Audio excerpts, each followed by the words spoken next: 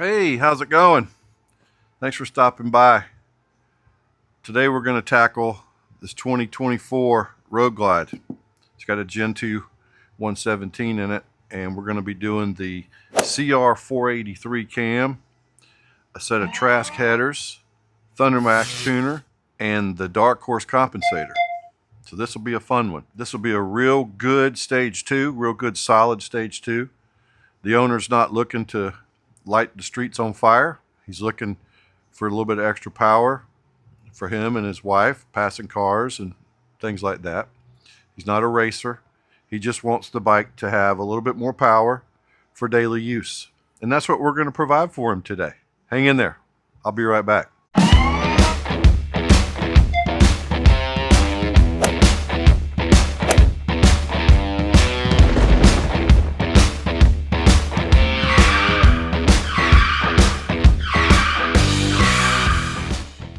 Okay, I thought I'd start out today with the installation of the Darkhorse. So what I may do is just roll through this whole thing as if you were sitting in your garage doing it yourself. But remember, guys, this is not an instructional video. I have my own ways of doing things. I get a lot of people telling me how they do it, as if there's only one way to do it and it's their way. There's 1,000 ways of doing something, and all of them will get you to the same place. You just have to be careful what you're doing. So if you happen to see something that I'm doing that you don't quite agree with, before you comment and tell me I'm doing it completely wrong, think about the end result and whether it works or not, and whether it works correctly or not. I may not take out the same screws in the same order you do, but that doesn't mean that the end result isn't a successful install. Okay? I don't mean to preach, but goodness gracious, guys. Come on, man. We're going to go ahead and drain the oil. While we're doing that, I'm going to go ahead and move this footboard out of the way. Okay, that gets that out of the way. Let's remove one shifter. I'm going to put a reference mark here so that I can get his shifter back lined up. That comes off real easy with carb cleaner, so it's not permanent.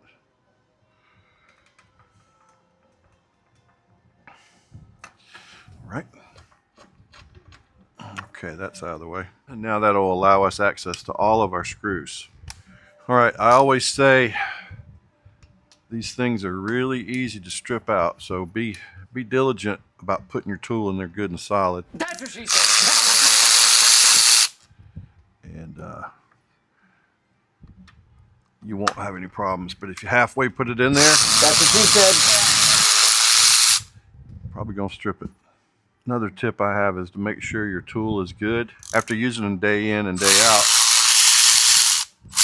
they will wear, and it won't be a tight fit. Next thing you know, you just strip the head out of a 1/4-20 Allen, and that's not fun to try to get out, especially if it happens to be in an older model where it's been in there for 20 years. So that one's even corroded, and this is 2024 model. So you need to make sure that your tools are in good shape before you start one of these projects. Okay, that's all of our primary cover hardware. The cover should come off pretty easily. There it goes.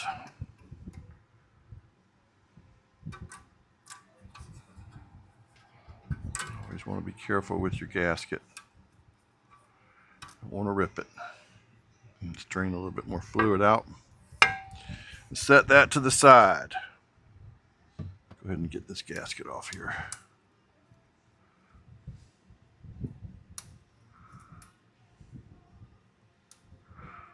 There we go. Just happened to have a zip tie from a previous job. Okay. What that does, if you take these two screws out and pull this out, this thing's going to expand. All right. It's kind of a pain in the butt to get it to ratchet back down. So it's just easier. They provide you with a couple of tabs here. It's just easier to put a zip tie on it, and that way you don't have to deal with it. Let me grab a 1/2-inch socket here. Can't see it, but I got a full toolbox right behind me. Literally can turn around and get whatever I need.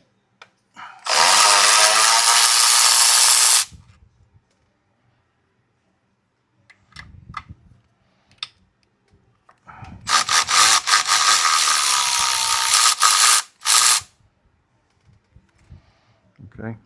If you'll notice, this thing just does not spring apart, which is good. So we'll just lay that down right there.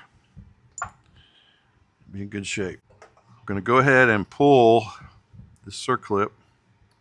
All right, and then this just comes right out. You can lay that down right there. Now, really all that's left to do is to remove this big bolt and this big nut right here. This one is reverse threads. All right, this one's normal threads. Let me grab Big Bertha. And now we can take all this stuff that we're not going to reuse off. We're not going to reuse any of this up here. So it can come off with the clutch hub. It's easier to just go ahead and take the clutch hub off because you're going to need the room. When I say room, you're going to need to kind of align things back up to go back on there. If you don't take it off, you're going to wind up coming in here. This is exaggerated, but you're going to wind up coming in here like this to try to get the compensator on. So they need to go on at the same time. So it's just easier just to take the stuff off. All right, all this comes off. All right, now we go back on here. Just kind of get that resting on there. This stuff's pretty heavy. Plus I got a bum wrist over here on my left side. So get it started like that. And then you want to get your clutch side started. It'll go. There it went. Okay, just like that. And everything should go right back on just like it should. See how it went in parallel to each other? That's what you want. All right. All right. All right. All right, all right, all right. And we can go back in here with our adjuster. We don't want to use red on these. These are a little too small for the red action.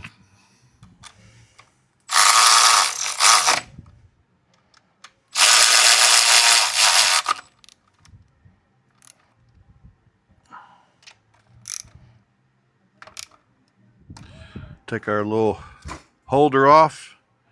Now we can put back our clutch circlip. Always want to make sure that circlip is seated in its little groove, because if you don't, it'll fly out, and that looks like it's in good shape there. Okay, so we're good here.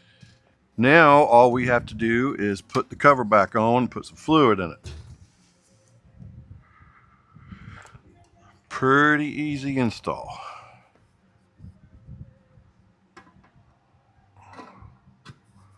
Okay, and I'll just put one right here to hold it, because I want to put blue on all these fasteners. And what's the old saying? A little dab will do you. You're right.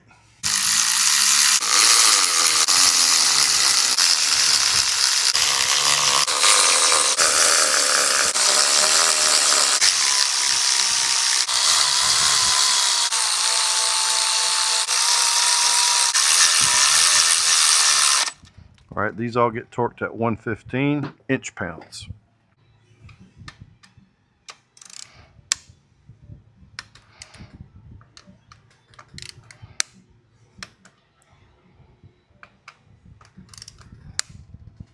those are good to go. Now let me wipe off my man prints here. A few moments later. Okay, next step is going to be removing the exhaust, saddlebags, probably remove this breather so I can have access to where I'm working.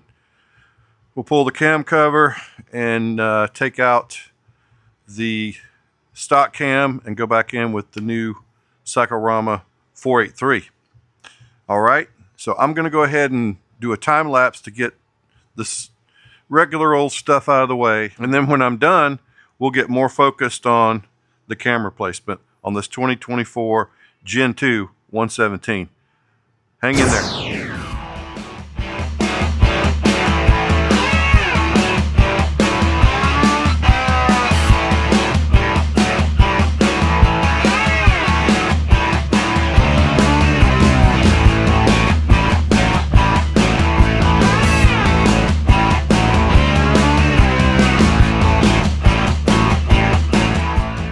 All right, I've got all the peripheral stuff off here now, and we're going to get started pulling the cam cover off. First thing we're going to do is pull the two outer spark plugs off on the other side. All right, let's go ahead and pull the cam cover.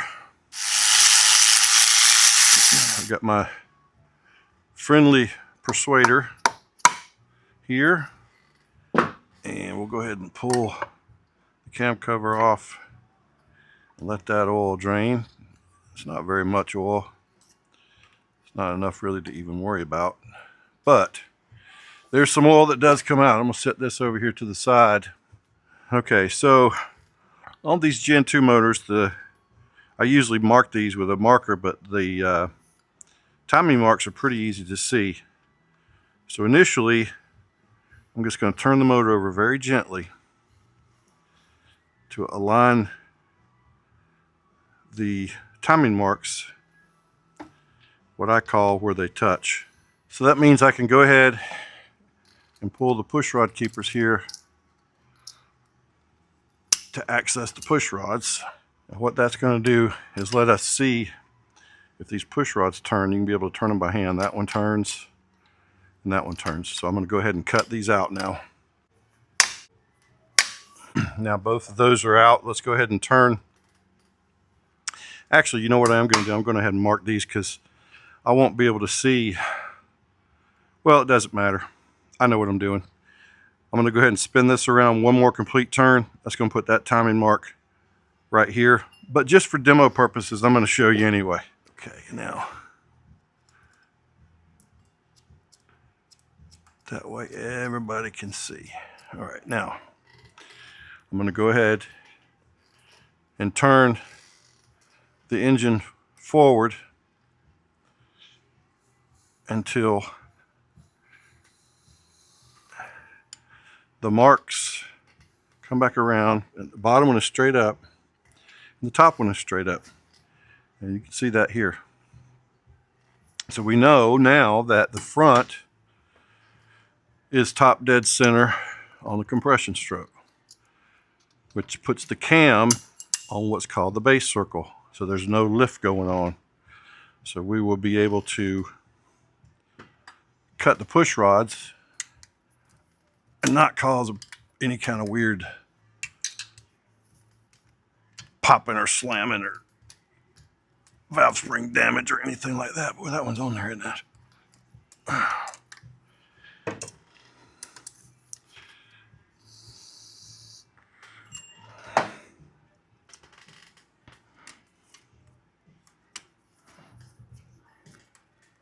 There we go. Okay, that one spins and that one spins, so we can cut those out now. Okay, so now we can move forward. I'm not going to move the engine again until we complete the front push rod installation. We are going to be doing a set of lifters with S&S lifter cuffs, so we can at this point go ahead and remove the tappet covers. So let's do that. All right, let's see if we can get these gaskets off now. One at a time. We're not going to need them anymore. We have new ones. Okay, what I wanted to focus on now, I've gone over this a couple of times, but I think each time I go over it, I don't really have a good camera angle. But this time, I'm going to try to get a good camera angle so you can see what I'm doing. All right, now, I think we can work with that. All right, do you see that bolt right there? Do you see that bolt right there? One or the other of these is known to break, and it leaves the remainder of the bolt down in the crankcase. Well, that don't do you no good. It's hard to get them out. It's happened to me in the past, and it's probably happened to many people that's ever worked on an M8. But there is a way to get that out without, hopefully without breaking it, and that's with heat. Now we're going to be replacing these plastic keepers here, so it doesn't matter if we heat them up or not. It doesn't matter if they get hot. But what we are going to do is we're going to apply heat to these bolt heads and let that heat transfer down and hopefully loosen up the Loctite and let us back these out. All right, so I'm not even going to try to get it started without applying some heat. So let's try this one first. This is the one I think that gives most people the problem. Just heat up the bolt head, and if you want to, you can heat up the crankcase down here. It won't hurt nothing.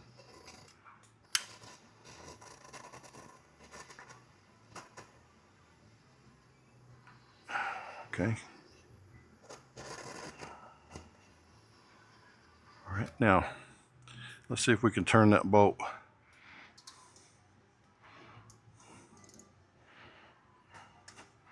All right, it moved, but it's not loose enough, so let's hit it again.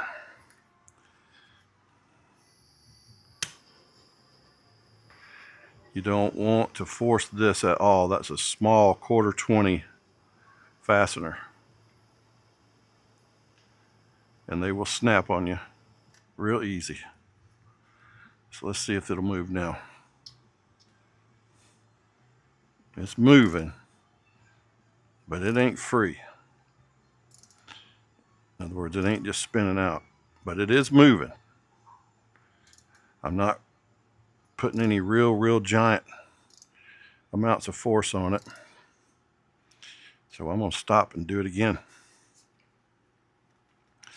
This time I'll hit the crankcase.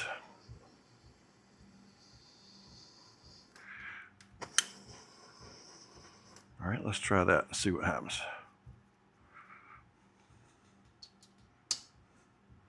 It is moving, but that Loctite's got it.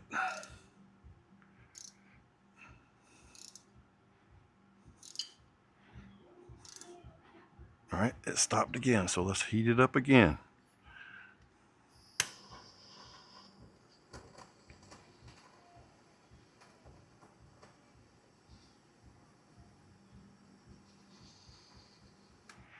Okay. Let's see what it does now. It's still tough, but let's just go a little bit at a time and see how it does.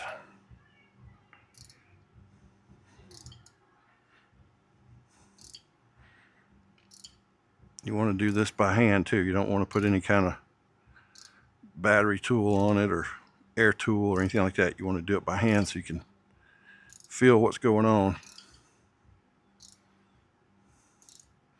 All right, it's starting to loosen up now because there's less metal to metal contact, so obviously it would start to come out, but still take your time until it's completely out.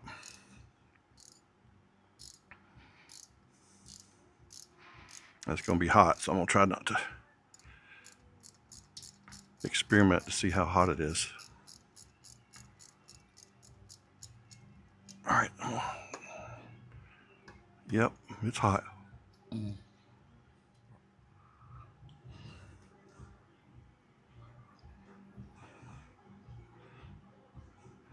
We're replacing these lifters so they can come out. All right, let's try to do the rear now. Hey, that's what she said. So we'll do the same thing.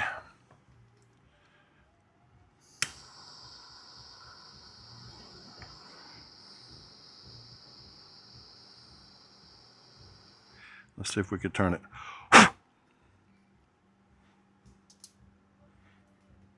Yep. This one doesn't seem so bad. So it's probably the front one that everybody's having problems with. This seems to be okay.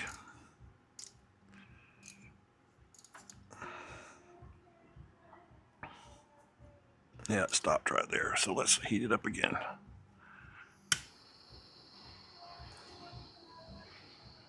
There it goes. So we were successful with these and don't have any kind of tragedy to deal with today. How about that? How about that? All right, let's do a heat test. Okay.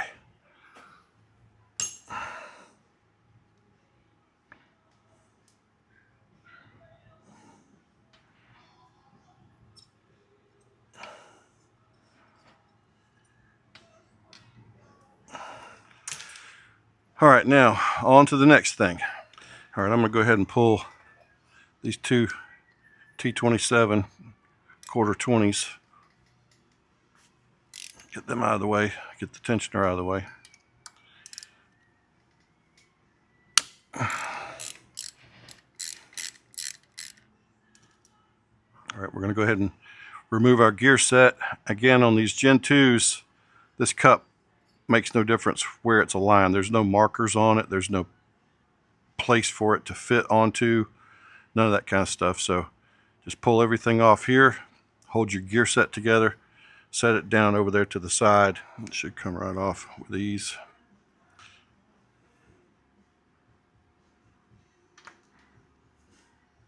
All right, so in this case, we are going to try and keep our oil pump on the plate. I'm not changing the pump or the plate, and if I can keep that oil pump aligned, it'd be much easier to go back on with it as opposed to separating the pump and the plate and then having to realign each gear, because they'll turn in there and you have to pretty much take the thing apart to put it on one piece at a time. So I'm going to attempt to remove everything at one time so that I don't have to fool around with the oil pump.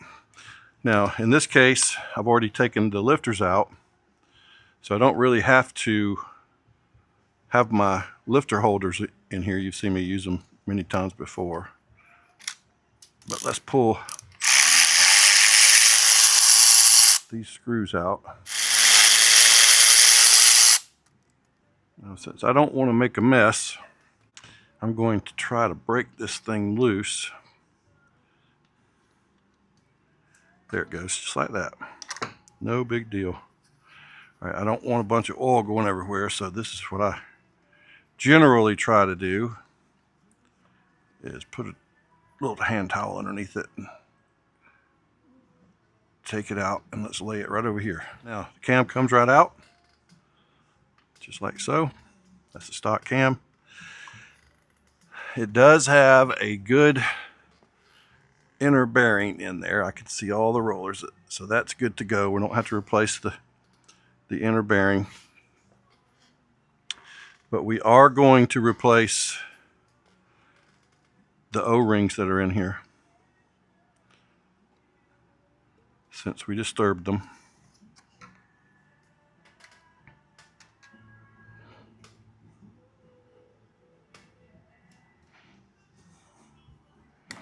Okay. Now let me grab the cam and we'll go back in with the cam. All right. This is the Cyclorama 483. Really good cam. So we're going to go back in with that one. All right. Let's put some assembly lube on here on all the lobes.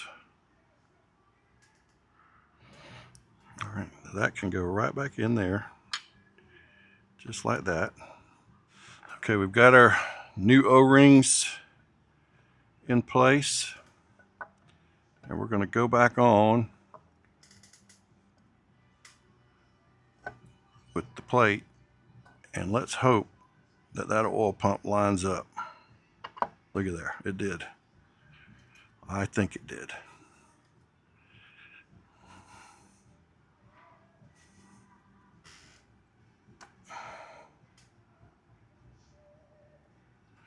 Yes, it did.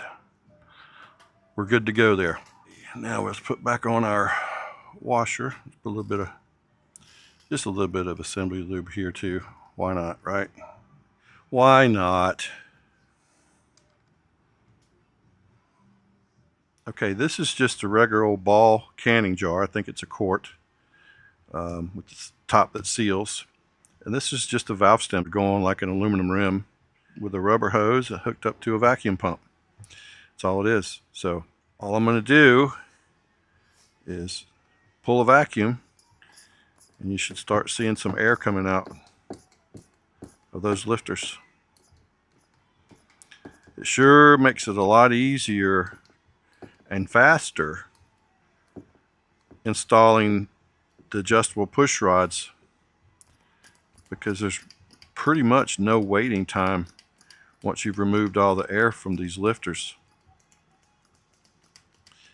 So if you have the chance to do this, and you have a way of doing it, do it.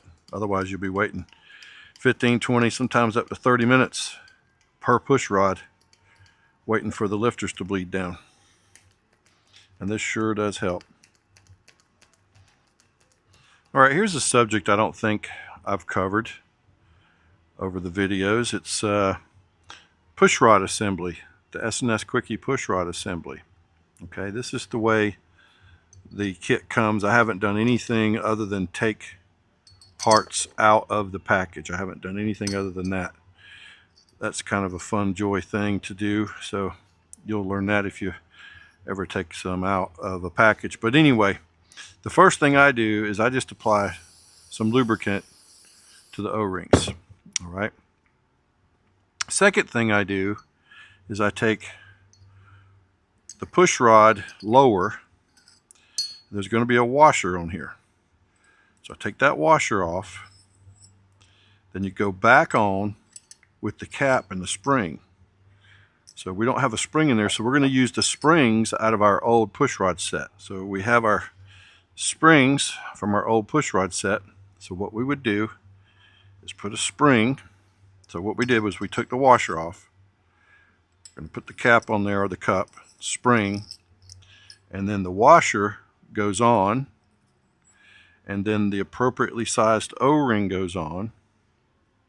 Just like that. I like to go ahead and put a little lubricant on the tube there so that the O-ring goes on nicely. And then you see the fluted area here, the fluted part goes up against the O-ring. So the reason for the washer is to separate the washer from the spring. That'll make a really good seal when that's pushed down. Okay, then you just throw a push rod in there like that, and you're ready to go. One of these will go with each set like that. So let me do that again. This is just the way it comes out of the package. Just like that. We're going to take the washer off. We're going to put the cup back on with a spring. I like to go ahead and put a little lubricant on there. We're going to put the washer, the O-ring,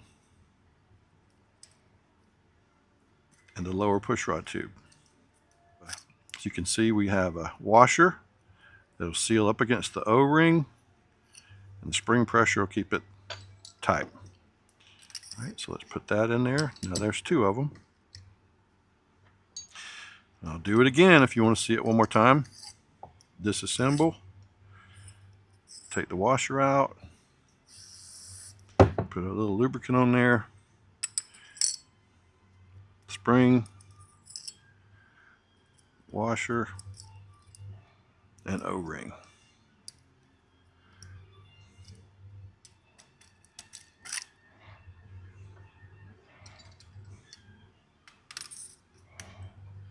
Okay, now we're all set. These are the replacement O-rings, so I'm going to go ahead and go over there and replace those, and then we'll get started with the adjustable push rods installation. Be right back. All right, we've got our S&S lifter cuffs installed. And one of the things you always want to make sure of is that the lifters move freely and they drop on their own. And you can see they do. You don't want any you don't want any interference or scrubbing or rubbing on these lifter cuffs. So they just fall right down on their own, which is what you want. No problem at all.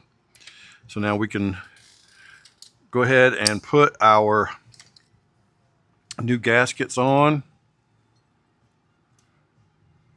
Just like so.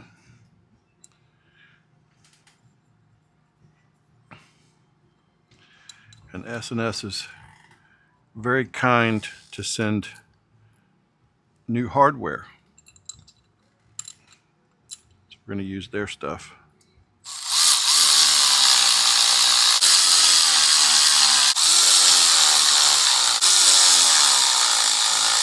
All right, we're at the push rod stage now. So I'm going to go ahead and start with the front intake. And we'll spin down the bottom half to the correct length. The correct length is when it stops spinning down, by hand that is. We like to keep our push rod tubes up and out of the way so they don't interfere with us. Okay. Now, I'm going to hold the bottom part of the push rod, and let me get this around where it won't be in our way. Okay, now I'm going to take my 7/16, and what I like to do is go until it stops. That's what I'm calling stopping. So we need to go 24 flats. So I'm going to go 1, 2, all right, and 24. Now we'll let that sit there for just a minute. We'll come in with our exhaust. Right up in there like it's supposed to. We're going to spin this one down by hand. Okay, we're on the front. 1, 2, 23, and 24. Okay, let's let that sit there for a minute. Let's check the back one here, or the intake, and see if it moves freely, and it does. All right, so what I want to do is, as usual, we're going to put a little dab, because A little dab will do you. that's right. All right. We'll lock that down. All right.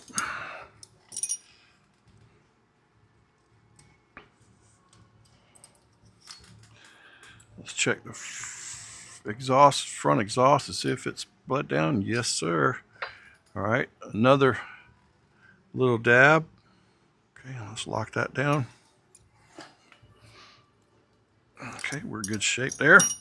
Now we can put our keepers in place.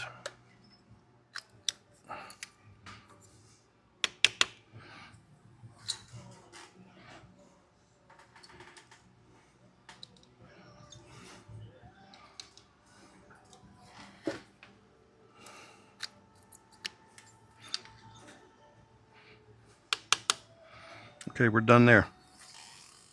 What we need to do now is turn the engine over to the point where the two timing marks touch, what I call touch. And you can see right there, that's where we need to be. So that puts the rear back on top dead center on compression stroke. And we can go in now and put the push rods in the rear. So I'm going to go ahead and skip forward in the video, and the next thing we're going to tackle is the exhaust. I'll be right back. Okay, we're going to unbox this Trask set of headers here. I've been using these quite often lately on the M8 bikes. Main reason is because it's a quality product. Second reason is the fit and install is really accurate. Third reason is all stainless steel. You can use the factory heat shields and you get the benefit of a 2-in-1, but you have 2 mufflers. In anybody's book, that's a 2-in-1 header. I don't care what you say. Okay, so you're getting a 2-in-1 on your 17 and up M8 touring model, but it splits off into 2, so you have the look of 2 mufflers. There's also, I don't know if you can see down in there, but there is a little diversion cone, I call it. I know that's not the right word, but it's deferring some of the exhaust this way so you get equal flow. Actually it helps out because the longer the exhaust travels, the more torque you can get. So these are really good quality headers. They got the 18mm O2 ports here. Comes with new exhaust gaskets and a couple cool stickers. All right, so we're going to get this installed. We're going to put the stock flanges back on here. All the stock hardware works. All right, let's go put this thing on. And there you have the Trask, they call it a down under header installed. The factory heat shields will go right back in place, and no one would ever know it's underneath there, but it's a real good high performance, top quality header. Highly recommend it. It has the 18mm O2 sensor ports in there. You can put 12mm adapters in there if you need to run the stock O2 sensors. If you're going to run a ThunderMax or one of the other tuners, the 18mm ports are there and they're angled correctly. So it's a good choice. Think about it. And just like that, through the magic of video, the bike's back together. So what we're about to do now is dive deep into the ThunderMax. Hang in there. All right, it's ThunderMax time. So always use dielectric grease on all these pins. You want to keep moisture out of here. I don't know why the factory doesn't do this, or if they do, I don't know about it. So I could be wrong.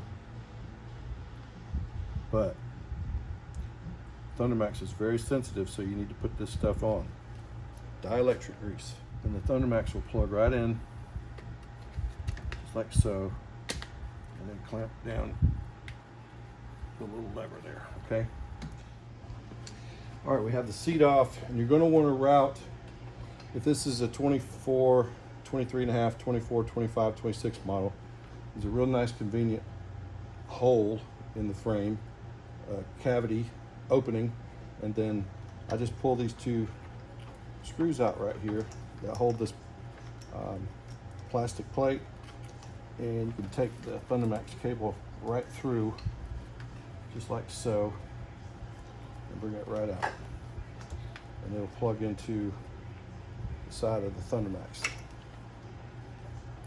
All right, and then you can just put your hardware back in, just like that right here, and you've got a clear shot that's not being impeded by any kind of stretching or pinching or anything like that. So these 2 screws go right back in place. Okay, again, we're going to be putting dielectric grease on the female side of these connectors. It's better because you can kind of mash the dielectric grease down in the hole there, and I always like to put a little bit around the edges because it lets the plug go into the holder area a lot better. And it is keyed, so your tab in this case will go down.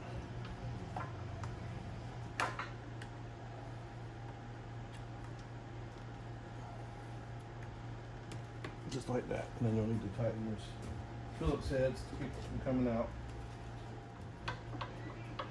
Right, now the unit can snap back into its original location. It is made to do that, just like that. Now that's back in the factory location. We've got our, pull this apart to reroute those cables. That's his battery charger. Isn't that neat? Battery charger accessory right there. We all need one of those. I don't know where he got it, but it's pretty neat. I like it. All right, so pretty much are done with this side. Okay, now I need to go in and put the two 18mm O2 sensors in, and then we'll be ready to set this thing up. All right, be right back. All right, I've got a map installed that I've used before on these 117s with the 483 cam and the 5.5 injectors. It's a good map. I've had great luck with it, and this is going to be real-time starting the bike. And what we're going to be watching here is your AFRs and how well it follows the red squares there. Okay, let's fire this thing up.